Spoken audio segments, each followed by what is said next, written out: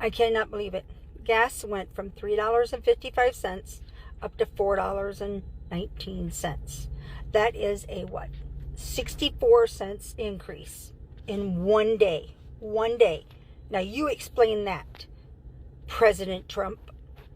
I voted for you, and so far everything is going up. Groceries, gas, schools, everything. Our economy is getting worse, not better. People can't afford to feed their children. The gas is going up. And yes, I did vote him in, so don't make any snide remarks about me, okay? I thought maybe he would actually do something about it, but nope, nothing's getting done. Nothing. 64 cents a gallon. It's ridiculous. Walmart right now is still at $3.55, so I'm filling up. This is just getting out of hand. In Georgia, things are so expensive. The average price for a gallon of gas, $4.05. Why? Donald Trump's war on Iran. Grocery prices, more expensive. Why? Donald Trump's tariffs, and we have the economic data to prove it. We have to change direction because I'm telling you, this administration has done nothing, especially for rural Georgians. I almost guarantee you are worse off right now than you were a year ago today. You have gained nothing. They're spending $1 billion a day on war. They've given tax cuts to the wealthy. It's the slowest pace of hiring in 25 years, not including COVID. If you live in Georgia, if you live in my home state, you should call your Republican representatives and ask, whose side are you on? Ours or Donald Trump and his buddies? Please. So this is $14. 14 bucks right here. Now, I was going to make a video the other day about $14 because I went to the grocery store to buy trash bags. A little box of trash bags, you know, kitchen size, whatever those are.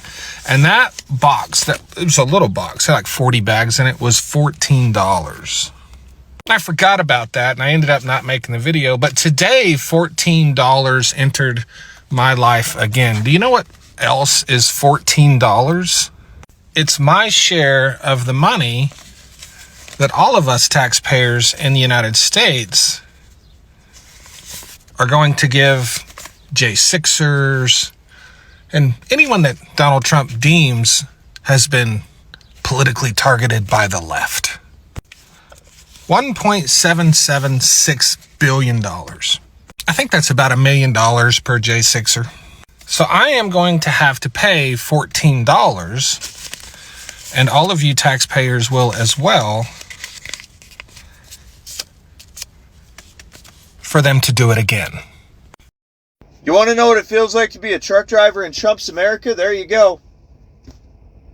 There you go. It just keeps going up and up and up and up and up. This was yesterday, by the way. You want to know what the total was? You want to know what I had to pay for one fill-up? That much. Over $800 for one fill-up. And I wasn't even empty. I still had a quarter tank of fuel left. I was just being smart about where I filled up, and I went to the cheapest possible place I could go, counting the discounts that I get for working with the carrier that I do. And if you think that these trucking companies are just going to eat that cost, the goal is to make a profit. I'm out here to make money to feed my family. I can't just eat that cost, which means the freight rates have to go up, which means that it costs more for the manufacturer to ship their goods to the store. Not everybody's struggling, you know. Some of us have God on our side, and we're totally okay with everything that's taking place. We know how this story ends.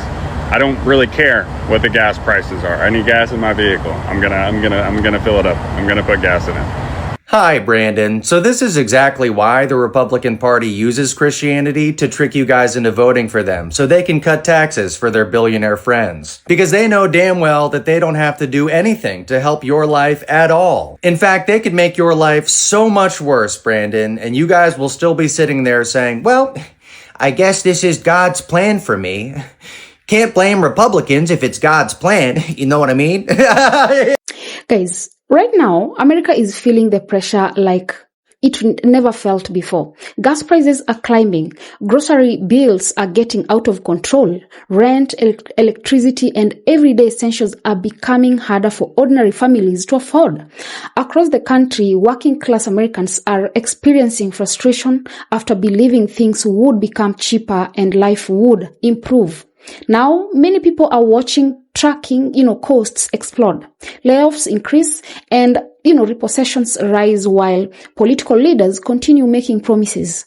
Truck drivers are spending more than $800 on fuel stops, and those, rising transportation costs are hitting consumers directly at the grocery stores.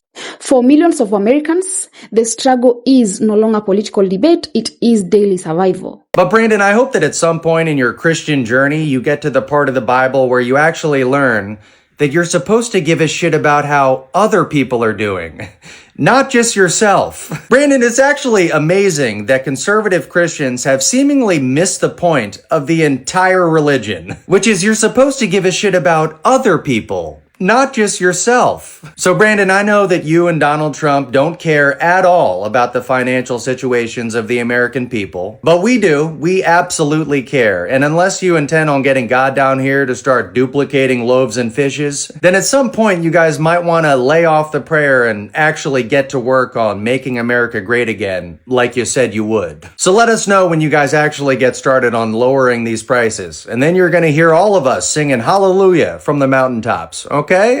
All right, get to work. Good luck. Wait, I remember all of you on the left said that the president does not control the gas prices.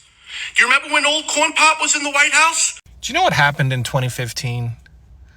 In February of 2015, Barack Obama killed the Keystone XL. He did it again later that year as well through another process. Do you know what happened for the rest of that year and in 2016? In 2016, the United States had the lowest gas prices it's had in 22 years. Yeah, the 12 years before 2016 and the 10 years since 2016, 2016 was the lowest gas prices in 22 years. After he closed the Keystone XL, or killed it. The argument isn't whether presidents control gas prices, because actually they don't. The better way to say it is that sometimes they do things that makes gas prices move. They don't control them on a day-to-day basis, no. See, you had to say that presidents controlled gas prices so you could blame Joe Biden for gas prices in 2022 on the Keystone XL, even though it had nothing to do with it, and it was the OPEC 2020 deal, and Russia invading Ukraine. Do presidents sometimes influence gas prices? Yes. Do they control them? No. Are gas prices high right now because we went to war with Iran? Yes. This entire argument over whether they control gas prices or not is really for the economically illiterate. It really is. It's not an honest discussion. It's all about finding someone to blame or give credit to. And it completely dismisses everything that actually matters. Thanks! I just saw a video that said expect the grocery prices to go up even more because of the cost of transportation, because of the war crisis in Iran, and lack of fuel. The cost of fuel has gone up tremendously with gas, okay? Now the cost of our food is going to go up because of transportation of the food. Our grocery prices in Canada right now are already at an all-time high. Inflation is at an all-time high. Like, I have to pick and choose what I want to buy because everything is so freaking expensive. And I try to buy a bulk of things that are going to last me, that I can make numerous meals over, because that is the only way that I can afford to eat at this point. And now they're saying, on top of inflation of groceries, they're going to inflate and have a temporary surcharge even more because of transportation. Gas is at an all-time high, so if you want to go anywhere, gonna cost you $1 million. We have to pay taxes. We have to pay all this money towards necessities to live now. God forbid you booked a trip and you want to go and fly anywhere. Airlines now are going to be canceling a bunch of flights because they cannot afford the fuel costs. They're also going to surcharge now and charge an additional, I think, $60, $70 a ticket because of fuel costs. And the prices of flights are going to go up so high that people are not going to be able to afford to fly.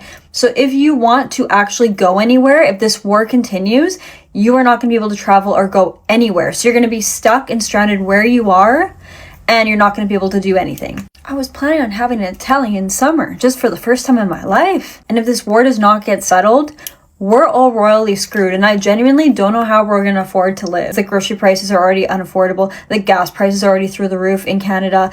Everything is already so unaffordable. We can barely get by. We're living paycheck to paycheck. So basically, to sum it all up, everything costs money. Even to breathe now is going to cost you money. And this is all thanks to the President of the United States. Now, the frustration online keeps growing because many Americans feel blindsided by the reality of the economy. People believed prices would go down, jobs would become more secure, and the country would move towards stability.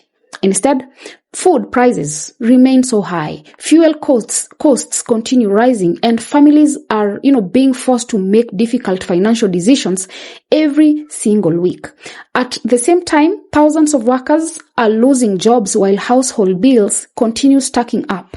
That pressure is creating tension, even among the long-term political supporters who are now questioning whether they were sold promises that could never realistically happen in the first place.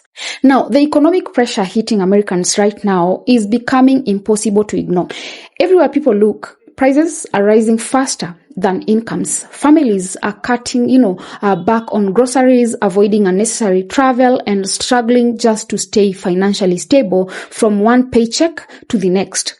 What used to be considered normal living expenses are now becoming serious financial burdens for millions of people. One of the clearest warning signs is, coming directly from the trucking industry.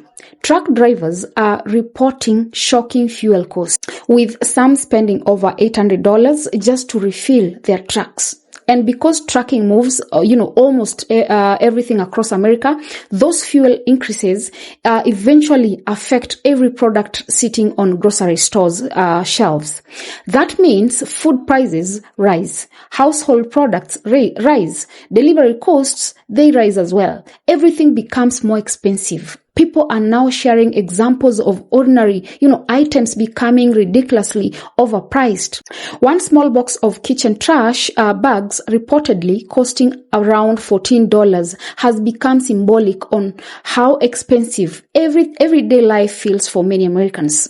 When families are already struggling with rent, electricity, healthcare, and childcare, even small price, increases begin adding serious pressure. That is why emotions are running high online. Many supporters who believed this administration would improve, the economy are now expressing disappointment and anger over the reality they are facing.